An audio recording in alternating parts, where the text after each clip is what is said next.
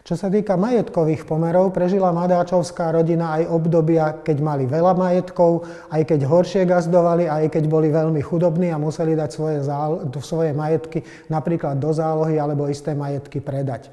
O Madáčovi spisovateľovi je známe, že bol veľmi zlým gazdom.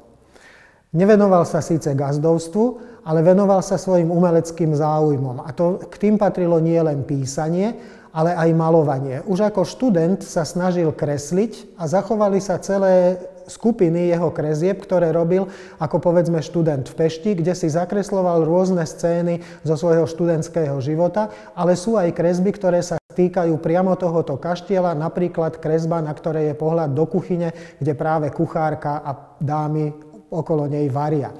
Madáč teda aj maloval. Existuje niekoľko olejomalieb, ktoré sa mu pripisujú.